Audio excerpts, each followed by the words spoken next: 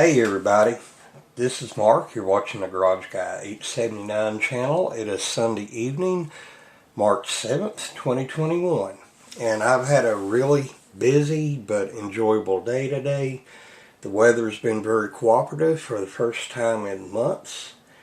And today I got to get out and take my very first shots of the year. And I have 5 videos already in the can. And I'll be putting all them out, one video for the next several days. So, yeah, I've had a really good day today. But this right here is something I picked up yesterday. And seems Mr. Holster's influence on me continues. And it's been a good influence. Anyhow, I made a little trip to the city of Bristol, Virginia yesterday. It's located about 35 miles south of where I'm located at. It's on the Virginia-Tennessee state line. And yes, it is the same Bristol where they have the NASCAR race. And here in a few weeks, they are putting dirt on the track at Bristol, and the NASCAR drivers will be driving on a dirt track. Anyway, I made a little trip down to John's Guns in Bristol, Virginia. And I've been calling around to see if I could find a Ruger LCR chambered in .22 long rifle. Now I can't find the LCRX chambered in .22 long rifle, but I did find the one chambered in .22 Magnum, and it's going to be part of my Coyote combination. And anyway, I talked about other firearms I could use this CCI shot shell through, when I'm out and about on a property, mowing, trimming, or what have you. And what I liked about the Ruger 22LR over the 22 Magnum is that it has an 8-round capacity where the 22 Magnum only has 6. Now, a buddy of mine who works at a gun shop called me last week and said, "Mark, we have the Charter Arms Pathfinder Ultralight in .22LR now in stock, and it's got the 8-round capacity." Now, I've showed everybody this here before on my channel. This belongs to my granddaughter, Jay Lee. Charter Arms Pathfinder chambered in .22 Magnum. And I don't want to get it out and get it all marred up. It's too nice looking a revolver for that.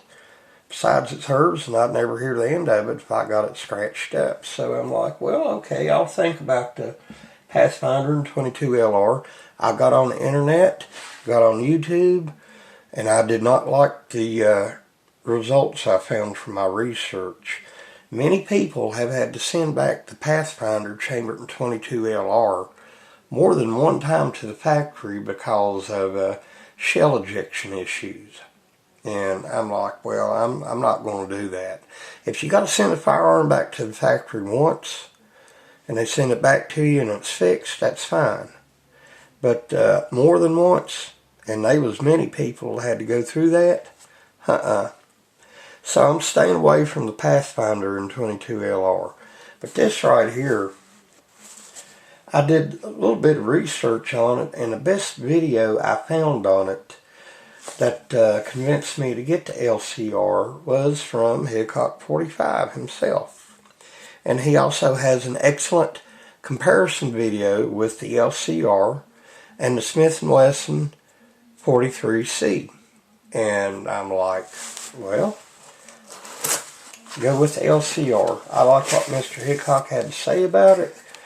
He said in the end, if he was going to carry a .22 snubby, he would go for the 43C, but he said as far as shooting better, he would go with the LCR. And of course it comes with the paperwork here, standard fare. Also got that sweet Ruger decal. I really like this. Put this over to the side. You do have your safety lock right here. If you ask me, Ruger has the best locks in the business. And you got a lot of padding in here. This revolver's not going to get bumped around in shipping. Kudos to Ruger. Now, let's get this out of the package. Let's go over some stats right now. Let's get the boring part of the video out of the way very quickly. And that's for those of you who don't find my entire video boring. Anyhow, this is model 5410. You have the Hogue Tamer monogrip. It's very comfortable. You have the gel insert here in the back.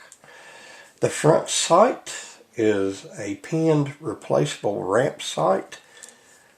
Got the white insert right there. I like it. Helps a whole lot for target acquisition. The rear sight, of course, is notched. The cylinder finish is PVD. The cylinder itself is stainless steel and fluted for weight reduction. The barrel length, 1.87 inches.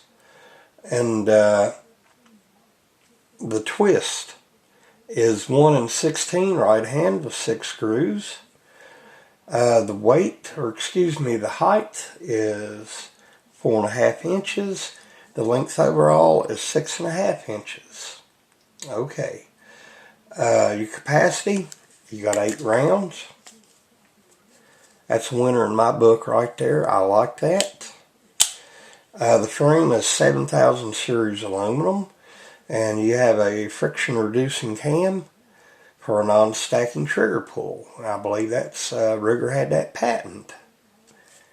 Anyhow, you know, something like this, I want to get out, and when I'm on the property, you know, use this CCI shot shell right here. This is let's see, number 12 shot, 31 grain, and it's rated 1,000 foot per second. And yeah, I talked about using other firearms for that same purpose. Of course, the LCRX here in 22 Magnum, of course, but I'm going to use that as part of my Coyote hunting combination with my Ruger American chambered in 22 Magnum. Again, the Charter Arms Pathfinder in 22 Magnum. This is off the table. It belongs to my granddaughter, and I'll never hear the end of it if I get it scarred up. And this Taurus Model 94, chambered in 22 LR, 9-shot capacity. Yeah, I don't want to mess the finish up on this either. I love that deep blued finish. Classic. Now, I had a neighbor ask me, he said, "Mark, you got that 638 Smith & Wesson. Why don't you just get some shot shell ammo for that?" Well, the same reason, you know, as pretty much others. I don't want to take it down on the property and get it messed up while I'm working. And besides, 22 LR shot shell should do the trick for my needs.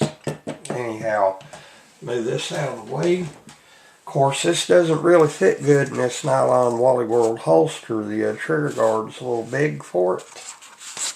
It's all well and fine. I'll get on eBay or Amazon or maybe even the Ruger website and find a nylon holster for this, because I like my trigger guard covered completely up.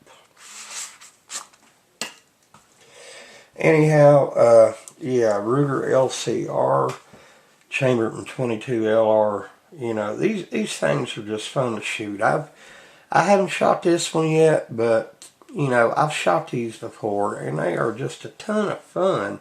And for what they are, they're pretty accurate. You know, 10, 15 yards hitting a bullseye, it's not that difficult. It feels good. And, you know, I was talking about the Smith & Wesson 43C. It's got the same boot grip as the 638.